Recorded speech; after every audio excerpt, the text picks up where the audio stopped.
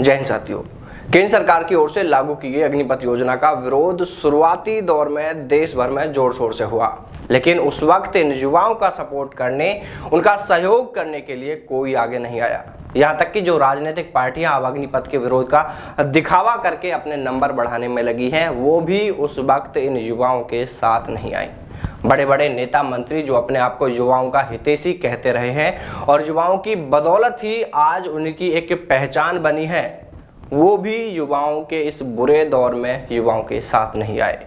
लेकिन आज जब युवाओं को डरा धमकाकर सरकार ने उनका आंदोलन मानो खत्म सा कर दिया है, तब ये राजनीतिक पार्टियां, फिर चाहे कांग्रेस हो, आप हो, आरएलपी हो या फिर कोई अन्य राजनीतिक पार्टी या अन्य संगठन हो, ये पार्टी, ये संगठन, ये नेता उस समय आगे नहीं आए जब युवाओं को उनके सपोर्ट की बेहद जरूरत थी।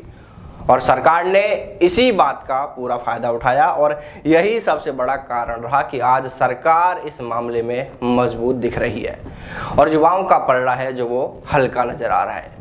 देखिए, कुछ युवाओं ने जो हिंसा की, आगजनी की या तोड़फोड़ की, वो गलत किया, लेकिन इस गलत के लिए सरकार ने उन पर कार्रवाई भी की और बड़े बड़े मीडिया चैनल्स ने, किसी ने इन युवाओं को उपद्रवी कहा, किसी ने पत्थरबाज कहा, यहाँ तक कि कई लोकल न्यूज चैनल वालों ने तो इन युवाओं को आतंकी तक कहा।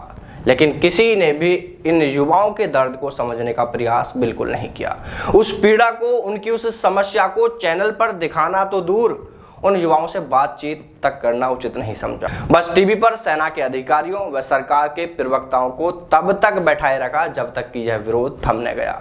जबकि अगर सरकार ने इन युवाओं की जायज मांगों पर ध्यान दिया होता तो शायद इसको लेकर युवा इतने हिंसक होते ही नहीं। इन युवाओं की मांग सिर्फ इतनी है कि जिन युवाओं का आर्मी एग्जाम पेंडिंग है, उनका एग्जाम कराया जाए, एयरफोर्स वालों का रिजल्ट और एनरोलमेंट लिस्ट जारी होना बाकी है, वो जारी कर दी जाए। तो ये दो बड़ी मांगे हैं इन युवाओं की। इसके अलावा एक तीसरी बड़ी मांग है, वो उन युवाओं की है जो युवा पूर्व में हुई सेना भर्तियों में ट्रेडमैन, टेक्निकल और क्लर्क के पदों के लिए भर्तियों में शामिल हुए थे, क्योंकि इन पदों के लिए सेना में पहले से ही जो अधिकतम आयु सीमा है वो 23 साल निर्धारित की गई है।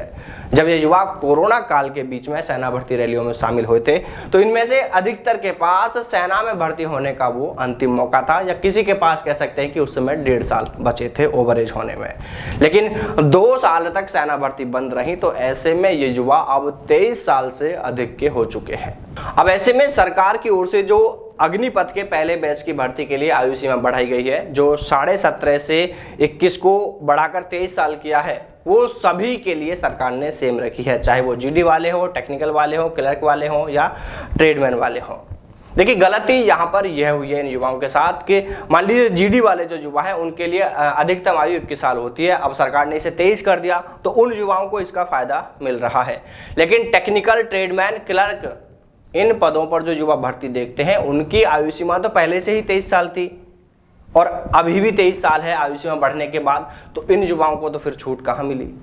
इसलिए सरकार इन युवाओं की इस गंभीर समस्या पर ध्यान देते हुए टेक्निकल, ट्रेडमैन और क्लर्क वाले युवाओं के लिए अधिकतम आयु सीमा अग्निपथ के पहले बैच के लिए 23 साल से बढ़ाकर 25 साल करे, ताकि इन तमाम युवाओं को भी सरकार की इस छूट का फायदा मिल सके। देखिए, अगर युवाओं की इन इतनी सी मांग पर सरकार ने पहले से ध्यान दिया होता तो हो सकता है इतना बवाल ही नहीं होता।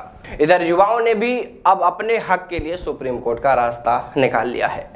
इसको लेकर कई याचिकाएं दायर की गई हैं। वहीं केंद्र सरकार की ओर से भी इस संबंध में पूर्व में ही सुप्रीम कोर्ट में केविएट भी लगाई जा चुकी है। यानी अगर कोर्ट इस मामले पर कोई भी सुनवाई करता है, फैसला देता है, तो उससे पहले उन्हें सरकार का पक्ष सुनना होगा।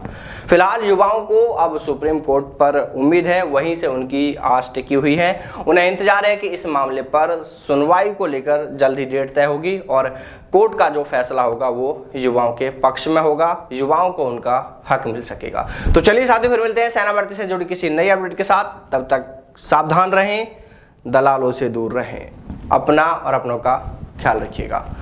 जय हिंद, जय भारत, वंदे मातरम।